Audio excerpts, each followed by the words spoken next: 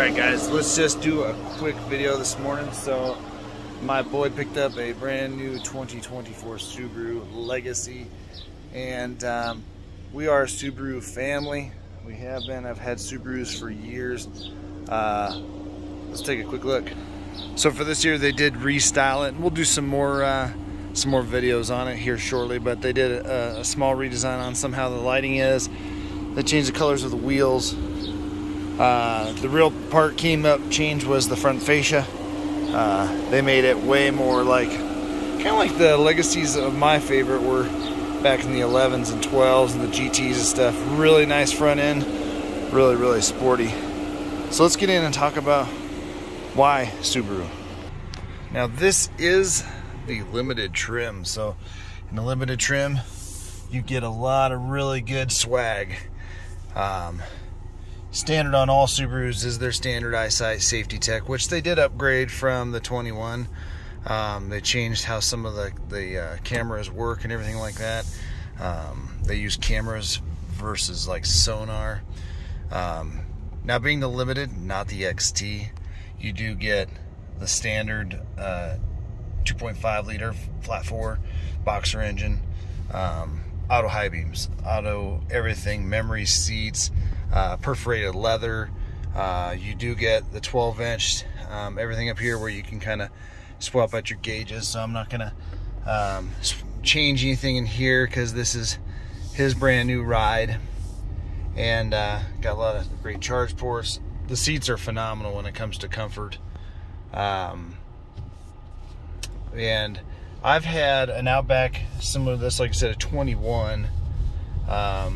So they changed some of the orientation, some of the buttons on the steering wheel. Again, this is a great cabin where to be. And so my affinity with Subaru came many moon ago, when one of my buddies, who is a devout Subaru guy, told me I was looking for a fairly inexpensive car that was reliable, fun to drive, and good looking. He turned me on to Subaru, and then I started with a 6-speed Legacy, and never really looked back, I guess, if you will. Now, one of my dream cars was going to be the WRX. I never really wanted an STI because that's just a little too racy for me. And I never really got one because I had so much fun. Well, then that turned into getting my sons Imprezas, sticks, so they could learn how to do drive a manual. And you know, it just kind of kept going. And how my son ended up with this one, and this is why Subaru has to be on your list if you're looking for an affordable crossover SUV, anything like that. They do have the little Impreza still. They have the little WRXs. They're probably one of the very few that actually still offers a manual transmission in anything. Those are going to be in the sportier models, obviously. But you can get an XT with a turbo in this car. And this car is a carryover with the Outback, which I love. I love station wagons more than SUVs, just for me personally. I like the versatility of them, and I like them to still handle like a car and ride like a car and sit down low. You guys know I've had Stingers before, but the Imprezas that we bought new for my boys so they could learn stick, impeccable safety. They have, you can't hardly get one stuck. Now, I'm not talking about your WRX with, you know, summer tires on it. I think that would have the best opportunity to get stuck. I haven't got one stuck because I haven't had one, but I know they sell the WRX typically with summer tires versus all seasons. And you know, at the end of the day, my XT Outback was a really nice car to drive. It was just a good place to be. Pretty good on fuel economy and everything like that. You know, you can look down here and you can see that we got some speed recognition, got the safety suite telling us that we're in the lines. I think they got this kind of dialed in better. Some of the safety tech used to be kind of annoying and intrusive, but I think they got that changed out. But, you know, at the end of the day, they're just a really reliable car. So out of probably And I'm not saying that all cars don't have issues, but I've never had a single one of my Subarus. I've probably had close to 20 between my boys, my wife's, mine. Close to 20, probably racked up over 250,000 miles or more in all my Subarus, and I've never had one go into the shop for anything other than standard maintenance. Or the 17 Impreza did have a recall. So I get to drive his brand new car real quick because we're taking his brother loaned him another car to get up there, and you know, they've revamped a lot of stuff, added some stuff in here, and it's still a really good, really nice car, and it's really affordable. I mean, you think that you can get to one of these for low 30s. That's pretty amazing. The Outback, same thing. If you want to go less packaging, less swag, you can obviously even go more than that or less than that. They have the Crosstech, which is basically like an Impreza beefed up for more off-roading. The Impreza is probably their city cruising car, very similar to the Legacy. They have the Ascent. The only car that's not all-wheel drive is that little BRZ thing that they made with Toyota. Toyota does have their hands in Subaru. That car wouldn't be for me, although it is a neat car. But I mean, impeccable reliability. And so, some background why you should absolutely buy a Subaru. Well, everybody says when you buy a gas vehicle, you take a hit, depreciation, like in the truck world. But in all reality, you take depreciation on any vehicle that you buy and drive off the lot. Well, this car, any Subaru, value retention. Subarus have a following, a very strong repeat customer base. You walk into most Subaru dealerships, it's a nice, light feeling. Now, I'm not saying that there aren't a lot of D-bag Subaru drivers. I've seen a lot of them driving like kind of like a horse's ass, but you know, at the end of the day, it's just a different world, I guess, to be in when you go into a Subaru dealership. And so that 17 Impreza lived a very good but very stout life, meaning while I was driving before, I kind of braked the clutch in and stuff.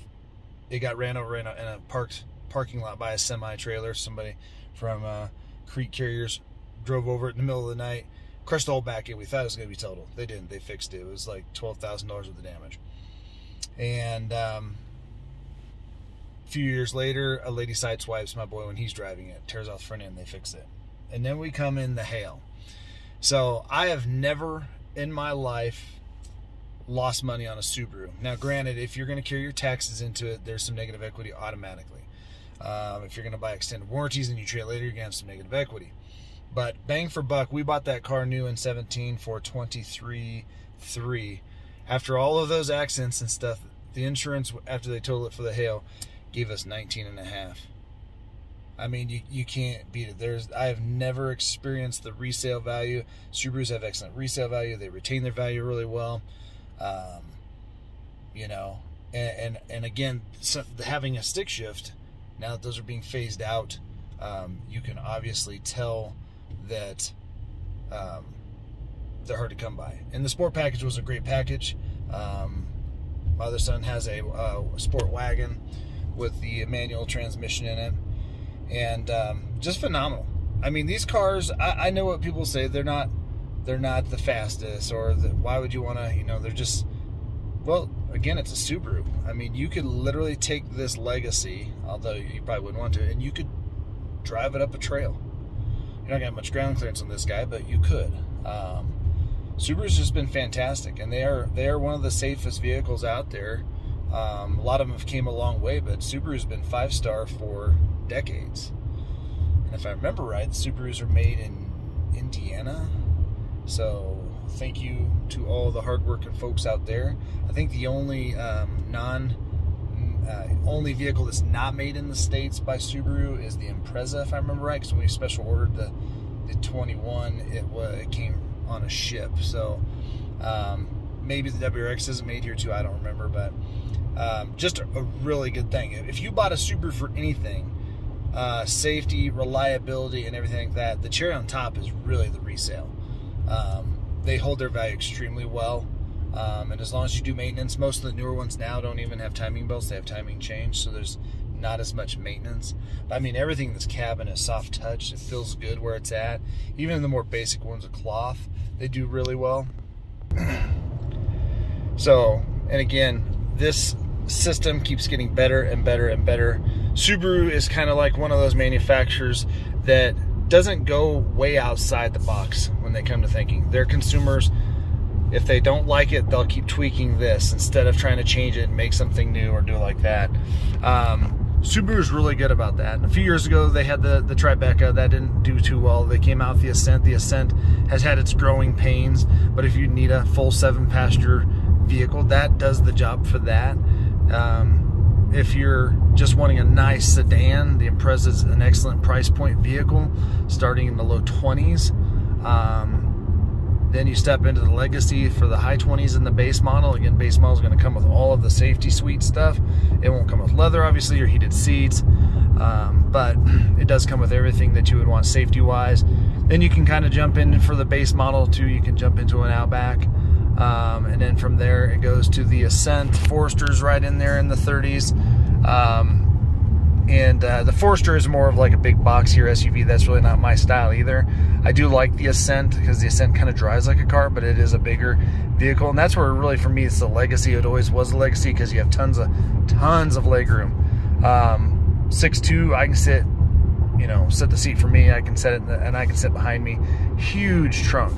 I used to call it my first Legacy the Utilaroo because I put I hate that I did it, but I put down a blanket and carried like 100 wood pickets, put down the seat and put that in there. So I'm excited for my boy to get this car because I love my Outback, and I've always thought about going back and getting another Outback. Not necessarily for the channel, because again, Subaru isn't one of those ones where people are like, wow, that's the newest, craziest looking car ever. They just make a really nice vehicle. And they kind of hit a lot of different you know, genres for people if they're looking for an SUV or this and that. Plus, they do have a distinctive look, so you have to like that. And then you might say, well, they're underpowered. I don't think they're underpowered at all. This cruises right down the road. It doesn't sound like it's working. They've tweaked the CVT so much over the last few years that those that are making CVTs have made really decent ones. But yeah, this is a fantastic car, guys. Can't wait to, as he puts more miles on it, we can do some, you know, some long-term, you know, driving and review of it. It feels like home being back in one of these things. I mean, just a really fantastic car. Great stereo, great tech now, good commanding view of the road. And like I said, you can just sit back and really enjoy these things. So this is just the introduction to the 2024 Subaru Legacy. Again, not many changes drastically on the outside. It was the front fascia area and the hood and headlights. The back end took over kind of the look of the Impreza, which is great. Some interior little tweaks and whatnot, but nothing crazy. But again, resale. When everybody's sitting there saying, well, what if I don't like the car? You can go out and buy any Subaru, and if you don't like it in a year, which I'd be blown away if you didn't like many aspects of it, your resale will be fantastic. But at the end of the day, if you live in anywhere that has inclement weather, even just heavy rains a lot, you really need to look into having an all-wheel drive vehicle, period. But at the end of the day, the Subaru goes anywhere where there's snow, and it just never stops. All right, so before we sign off, it looks like in town, he's been driving in town. He's put about 142 miles on it, 22 miles a gallon in town with an all-wheel drive car is pretty darn good. I know I returned close to 30 with my turbo Outback on the highway. Again, fantastic. But guys, there is a button down there in the corner. Smash that. My wife, my mom, I think my mother-in-law, and even potentially several other my family members said that I should continue to expand the channel, not just be stuck on the trucks. Although everybody loves trucks, we can all agree on that. So we're gonna keep bringing you as much content as we can. If you have a request, I'll try and get to it. Been a little out of it ever since my dad passed away, but you know, we're getting back in the swing of things. So if you wouldn't mind, give me a thumbs up, smash that button, guys. We're gonna see you on the next one.